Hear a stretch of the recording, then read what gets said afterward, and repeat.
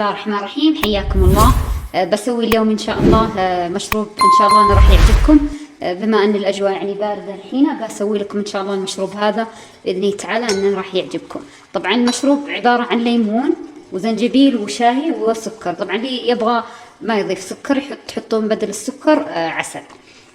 بسوي معكم ان شاء الله. طبعا عندي هنا مويه مغليه زي ما تشوفون، وبقطع طبعا الليمون اللي متوفر عندي، الليمون هذا اللي الصغير حجم الصغير. عندي هنا طبعا زنجبيل، وعندي هنا الشاي الاخضر، الشاي الورق الاسود، وعندي هنا سكر. طبعا ببدا معكم ان شاء الله. الحين ببدا اقطع يا بنات اللي هو الليمون. طبعا الليمون بنستخدمه كله بالقشر وباللب، لانه يعني مفيد الليمون. حتى البذر لا تشيلونه، خلوه حلو.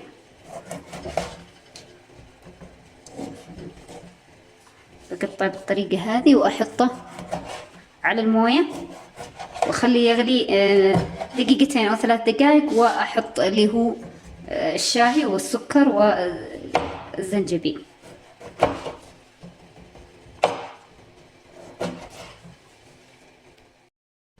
احط يا بنات اللي هو الليمون زي ما تشوفون الحين.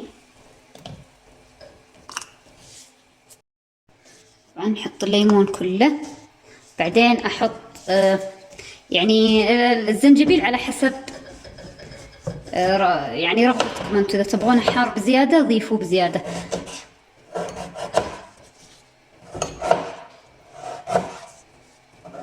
حتى هذا مشروب مره حلو في اللي عنده انفلونزا، اعراض البرد، مره حلو.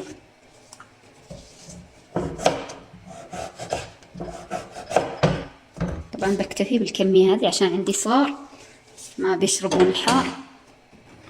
بخليه يغلي، بعدين اخليه يغلي دقيقتين وارجع لكم.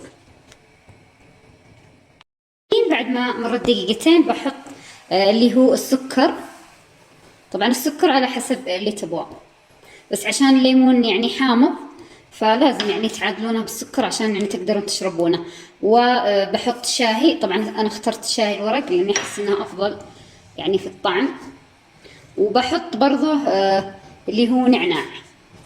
طبعا النعناع هذا جبته من المزرعة قبل شوية، واحطه برضه على الشاي عشان يعطينا يعني منكه. وبخليها تغلي 5 دقائق واقفل عليها النار ان شاء الله. يعني ما تحتاج تغلي كثير، بخليها 5 دقائق واقفل عليها النار. الحين يا بنات بعد ما سويت اللي هو المشروب اللي انا عملته لكم، اللي مشروب الليمون والشاي، بسوي معكم ان شاء الله سمبوسه بسيطه. طبعا هذه سمبوسه الوالده الله يحفظها، عباره عن طبعا دقيق البر، عشان الوالده يعني تحب البر. بعملها لكم ان شاء الله بدقيق البر. طبعا البر اللي انا استخدمته ابو صقر، ما بضيف شيء عليها، مجرد بحط بس الخميره زي ما تشوفون. طبعا اضفت برضه ملح ومويه دافيه. طبعا انا بحط ملعقه من اللي هي الخميره، وبعجنها ان شاء الله مويه زي ما تشوفون. طبعا انا حطيت ملح مع المويه وبعجنها حتى تصير عندي عجينه لينه، عشان اقدر اسوي السمبوسه اللي نفس الوالده الله يحفظها نفس ما تسويها انا بسويها معكم ان شاء الله. ان شاء الله انها تعجبكم.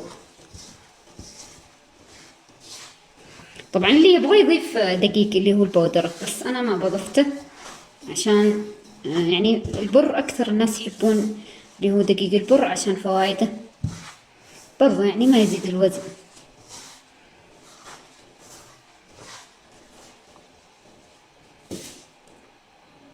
طبعا المويه على حسب الدقيق، يعني ما بقدر اقول لكم عيار معين من المويه استخدموه حتى تصير معكم العجينه لينه، يعني بحيث انها تقدر يعني تقدرون يعني تشكلونها.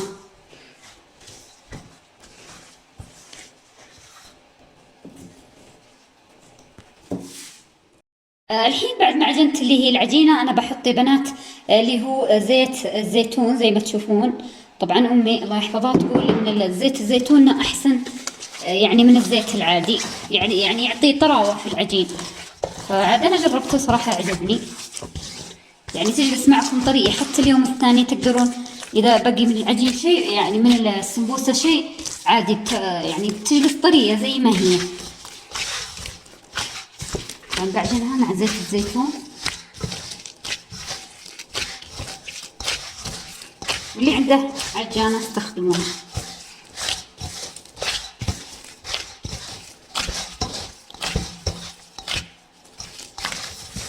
الحين خلصت من اللي هي العجينة زي ما تشوفون. الحين هذا هو يعني شكل العجين. بعد بخليها ان شاء الله تخمر، بعد ساعة ان شاء الله ارجع معكم اعملها بنفس الطريقة اللي امي سوتها من دون تكلف، بعملها ان شاء الله معكم.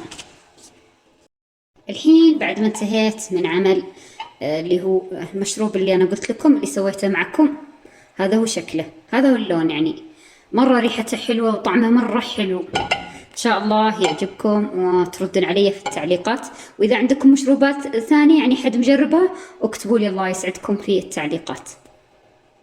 الحين خليت العجينة تخمر يا بنات. الحين ببدأ اسوي اللي هي الحشوة اللي انا بحطها داخل السمبوسة.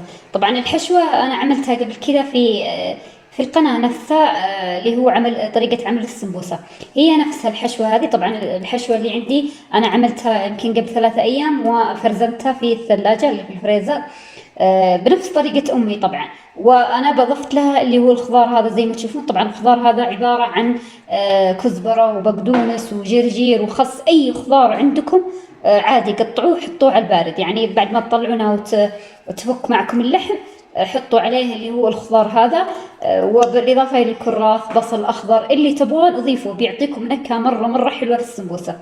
طبعا بأضيف زي ما تشوفون اللي هو عبارة عن كمون وفلفل أسود وكركم. طبعا بضيفها للخلطة هذه وأخلطها مع بعض، وإن شاء الله بعد ما تخمر العجينة أبدأ أسويها إن شاء الله بنفس طريقة أمي وأقليها معكم إن شاء الله. بس لازم الحين أخلط اللحم مع الخضار.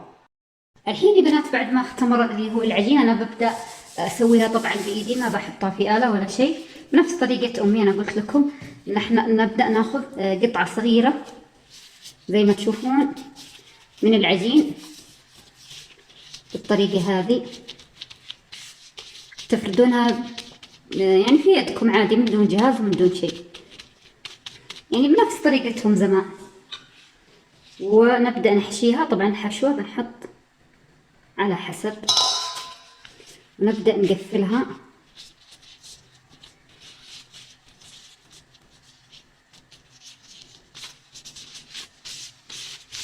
بالطريقة هذه.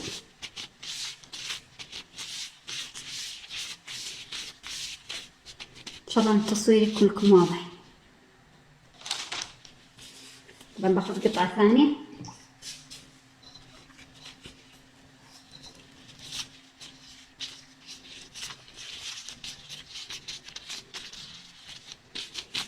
يبغى يعني يتفنن كذا يحطها عادي في الآلة بنفس الطريقة.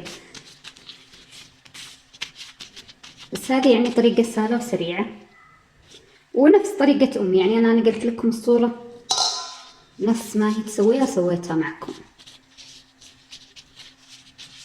زمان ما كان في يعني أجهزة ولا كان في قطاعات ولا شيء، الحين كل شيء متوفر الحمد لله. الأسواق مليانة أشكال وأحجام واللي تبغون، بس ما في زي شغل الأولي.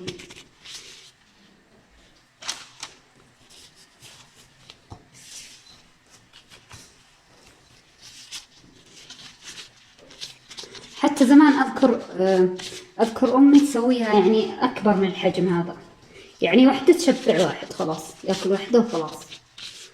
الحين يعني تغيرت.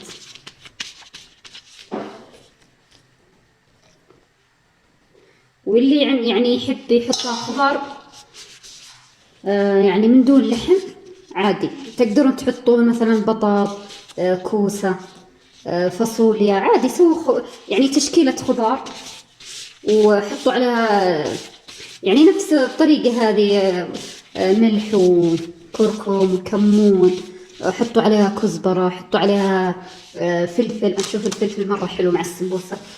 يعني حطوا أي شيء تبغون وحشوه. إن شاء الله إني يعني تصويري يعني يكون لكم واضح. اللي عنده برضو تعليقات، اللي عنده أشياء يعني يبغى يضيفها عشان أنا أبغى أستفيد برضو في قناتي. الحين بعد ما انتهيت من اللي هي عمل السمبوسة زي ما تشوفون بالطريقة العادية، أنا راح أبدأ إن شاء الله أقليها. الحين ببدأ أقليها زي ما تشوفون الحين. إن شاء الله التصوير يكون واضح.